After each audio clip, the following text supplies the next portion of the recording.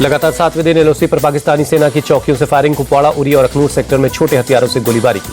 पाकिस्तानी सेना की चौकी से फायरिंग का भारतीय सेना ने दिया मुंहतोड़ जवाब। पिछले कई दिनों से पाकिस्तान सीज फायर का वायलेशन कर रहा है। भारत ने 23 मई तक के लिए नोटिस टू एयरमैन जारी किया। पाकिस्तान ने रजिस्टर्ड किसी विमान या मिलिट्री एयरक्राफ्ट को भारतीय एयर स्पेस में उड़ान की इजाजत नहीं होगी। भारत ने पाकिस्तान पर लिया बड़ा साइबर एक्शन। एक्ट्रेस हानिया आमिर समेत 8 पाकिस्तानी सेलेब्स का अकाउंट बैन। पहलगाम हमले के बाद भारत के सख्त रुख से पाकिस्तान बेचैन। डिप्टी पीएम इशाक डार ने 24 से 36 घंटे में पाकिस्तान पर भारतीय हमले की बात दोहराई। सिंधु जल संधि सस्पेंशन को इशाक डार ने एक्ट ऑफ वॉर बताया। कहा, पानी रोकना या डाइवर्ट करना पाकिस्तान के लोगों और इकोनॉमी पर अटैक के बराबर है।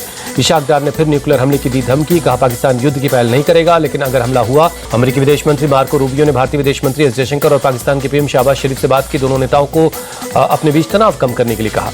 अमेरिकी विदेश विभाग के प्रवक्ता के मुताबिक मार्को रूबियो ने बातचीत के दौरान पहलगाम आतंकी हमले में मारे गए लोगों के प्रति दुख जाहिर किया। आतंकवाद के खिलाफ लड़ाई में भारत के समर्थन की बात की।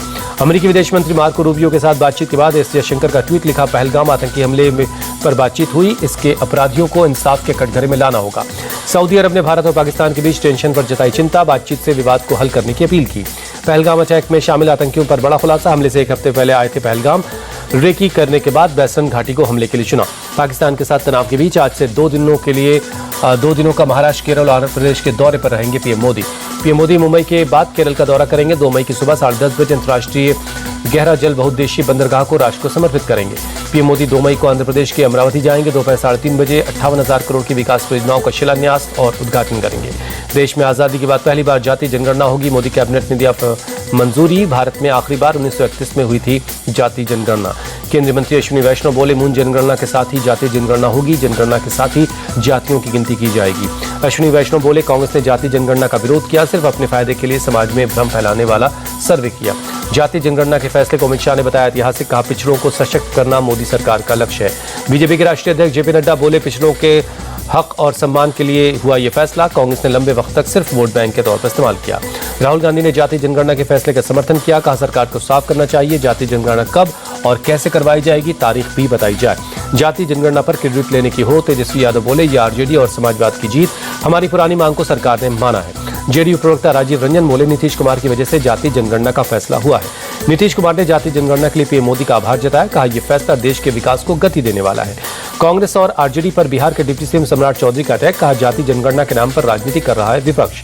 जातीय जनगणना को लेकर चिराग पासवान ने कहा, केंद्र सरकार के इस फैसले से विरोधियों को स्पष्ट जवाब मिला। सपा चीफ अखिलेश यादव ने जातीय जनगणना को पीडीए और इंडिया अलायंस की जीत बताया। कहा, सामूहिक दबाव की मजबूरी में सरकार ने यह फैसला लिया है। वक्फ कानून के खिलाफ all India Muslim personal law board के लाइट्स ऑफ प्रोटेस्ट का मुंबई में दिखा असर। मुसाफिर खाना इलाके में रात 9 बजे से 9:15 बजे तक दुकानों, घरों और मस्जिदों की लाइट्स बंद रखी गई। महाराष्ट्र के छत्रपति संभाजी नगर में वक्फ कानून के खिलाफ प्रोटेस्ट, दुकानों और घरों की लाइट्स बंद कर विरोध का समर्थन किया गया। पश्चिम बंगाल के सिलीगुड़ी में भी लाइट्स बंद अभियान चला। रात 9 बजे से 9:15 बजे तक लोगों ने अपने घरों और दुकानों की लाइट बंद रखी। All India Muslim personal law board के वक्फ कानून के खिलाफ लाइट्स बंद करने वाले प्रोटेस्ट पर बोले असदुद्दीन ओवैसी। कहा, बत्ती गुल करके विरोध प्रदर्शन कामयाब रहा। सभी लोगों ने इसमें भरपूर साथ दिया। महाराष्ट्र का 65वां स्थापना दिवस है आज। मुंबई के हुतात्मा चौक पर सीएम फडणवीस ने दी श्रद्धांजलि। संयुक्त महाराष्ट्र आंदोलन के लिए जान देने वालों को नमन किया। महाराष्ट्र स्थापना दिवस के मौके पर पुणे में समारोह। डिप्टी सीएम अजित पवार ने पुलिस मुख्यालय परेड ग्राउंड में राष्ट्रीय ध्वज फहराया। महाराष्ट्र के स्थापना दिवस के मौके पर राज्यपाल सीपी राधाकृष्णन ने किया नमन। छत्रपति शिवाजी के साथ साथ कई समाज सुधारकों को याद किया। महाराष्ट्र दिवस पर पीएम मोदी ने राज्य के लोगों को बधाई दी। लिखा, महाराष्ट्र ने हमेशा भारत के विकास में महत्वपूर्ण भूमिका निभाई है। अजमेर के डिग्गी बाजार स्थित नाज होटल में लगी भीषण आग। दमकल कर्मियों ने कड़ी मशक्कत के बाद आग पर काबू पाया। आग लगने की घटना के बाद दिल्ली हाट फिलहाल बंद। हैंडीक्राफ्ट सामानों के लिए मशहूर है दिल्ली हाट। मदर डेयरी के बाद अमूल ने बढ़ाए दूध के दाम। आज से 2 रुपए महंगा हुआ अमूल का दूध। झारखंड में आज से बिजली हुई महंगी। ग्रामीण क्षेत्रों में 6 रुपए 30 पैसे के बजाय अब 6 रुपए 70 पैसे प्रति यूनिट और शहरी क्षेत्रों में 6 रुपए 65 पैसे के बजाय 6 रुपए 85 पैसे प्रति यूनिट होंगे बिजली के दाम। दीघा में बीजेपी नेता दिलीप घोष और उनकी पत्नी से मिली सीएम ममता बनर्जी। नवनिर्मित जगन्नाथ मंदिर में हुई मुलाकात। अयोध्या राम मंदिर की पहली मंजिल पर राम दरबार का निर्माण काम जोरों पर है।